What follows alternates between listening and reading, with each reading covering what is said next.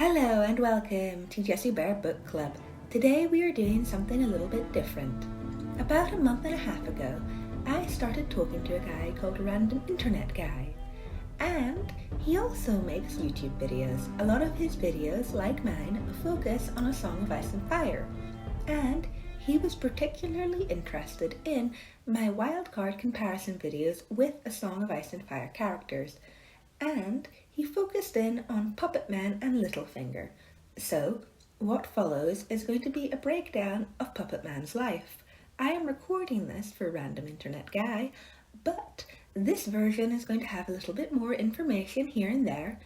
So you can check out his video where he will be comparing Puppetman to Littlefinger, or you can listen to this one just to get a breakdown of Puppetman's life.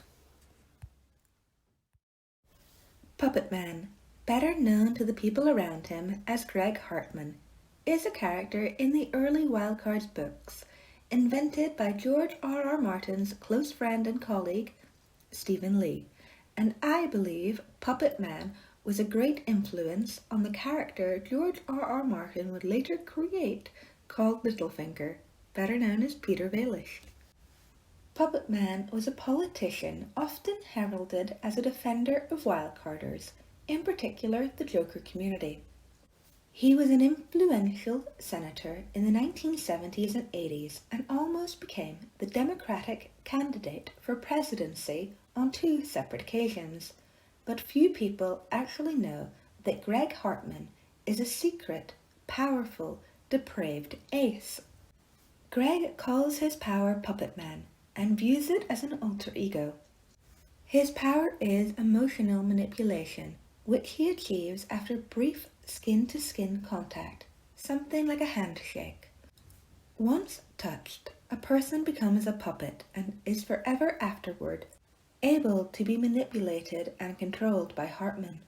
Hartmann could sense and manipulate his puppets from a distance of a few miles.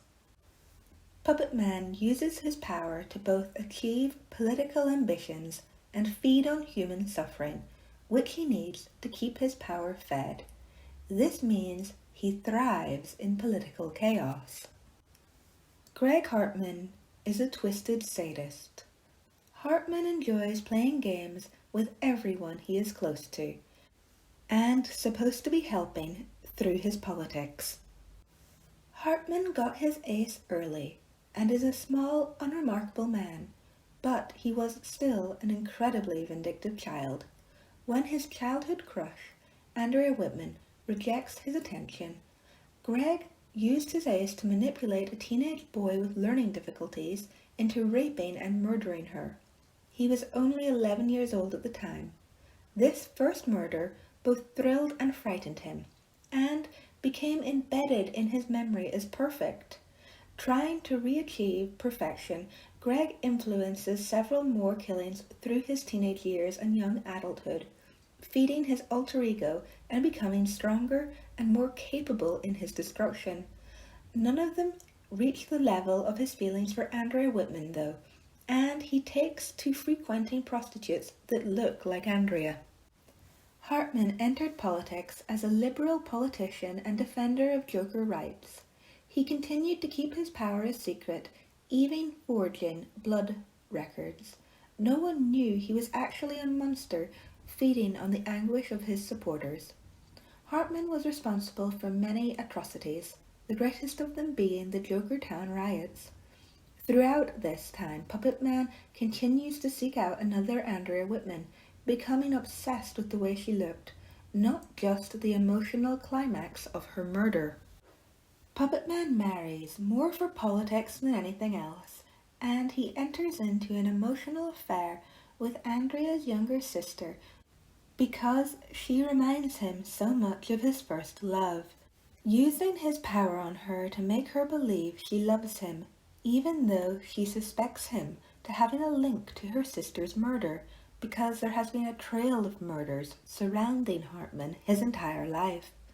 During this time, his wife is pregnant, and Hartmann becomes obsessed with the idea that the baby will somehow destroy him, so he kills his unborn child, who is nearly at full term.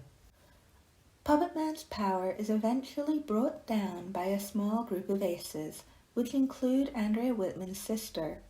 I will leave it up to you, the viewer, to decide if you can see the similarities between Puppetman and Littlefinger. Puppetman's power never fully recovers after this, and he is eventually body swapped by one of the jumpers into a Joker body, where he takes the shape of a small caterpillar-like creature. Then he eventually stops a nuclear disaster by sacrificing himself. Personally, I feel that Puppetman's story ended when he lost his power. Even though he regains it in some small measure, he was never the vindictive Puppetman that I really enjoyed after the battle with Demise. I hope you enjoyed this video. I also hope you enjoy Random Internet Guy's video, because his stuff is pretty good and he's a nice guy, so I'm going to leave the link down below in the comment box.